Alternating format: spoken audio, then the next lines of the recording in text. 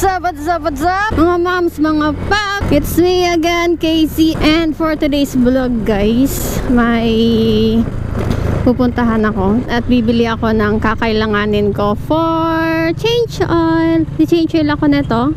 It's my first time na mag-change oil ng hindi ko motor, ganon. So, ayan. YAMAHA ligaw ang destination ko today. Doon na lang ako bibili ng mga kakailanganin ko. YAMAHA oil filtered. Sa amin kasi, sa RS, diba, we all know na wala siyang oil filter, kundi oil strainer and fuel filter. So, ayan. Kakaiba siya.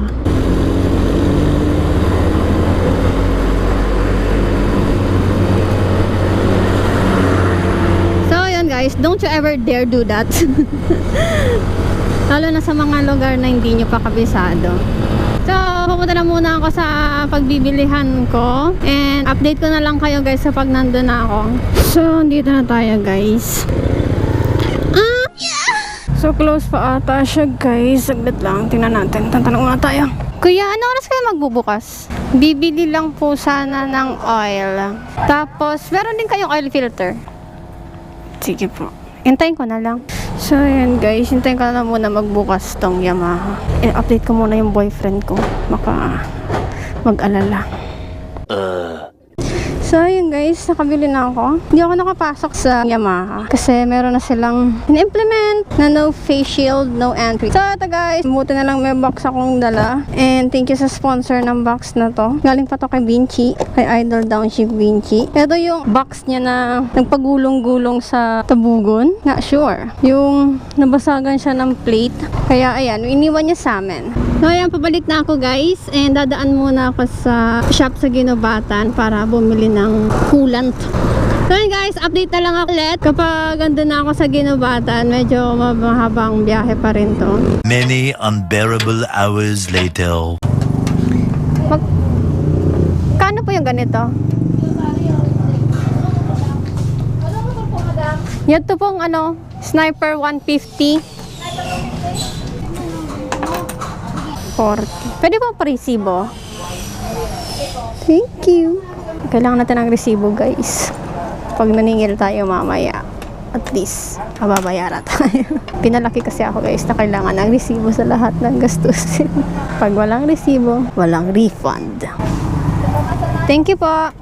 So yun guys, uwi na ako. Sa update na lang ako kapag nasa bahay na ako.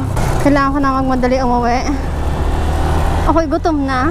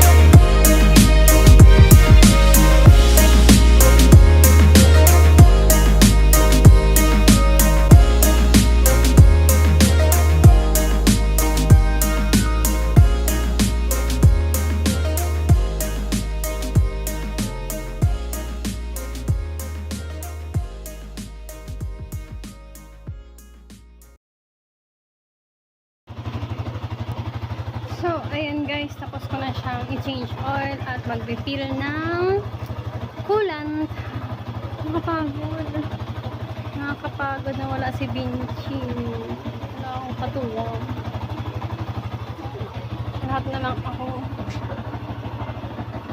sa pag-camera, sa pag-angle. Pasensya na guys kung medyo kakaiba yung camera angles ko, paiba-iba.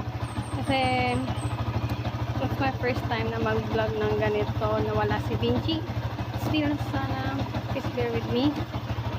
And soon, makakasama ko na ulit siya. So yan, okay na. Pwede na ako mag-rides. Before ako bumalik ng Cavite, October 20 yung schedule namin. Sama ko sa rides ng Kamote and see you there guys. Nandito na aking vlog. Salamat sa panonood, sa pag-like, sa pag-share.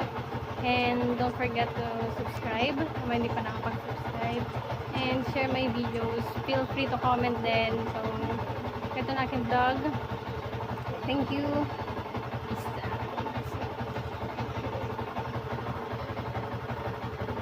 Diyos.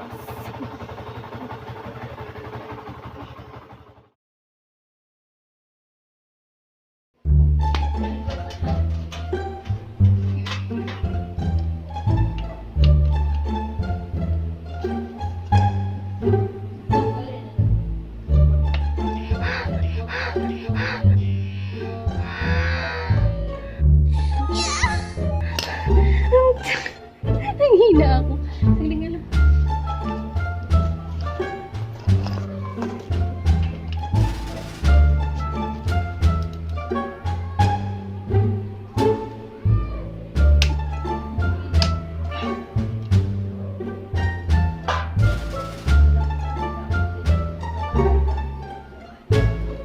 It was at this moment that he knew.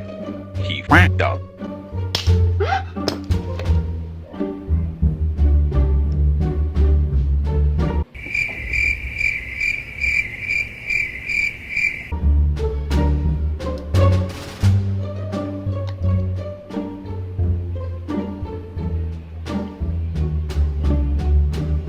Ang tigas.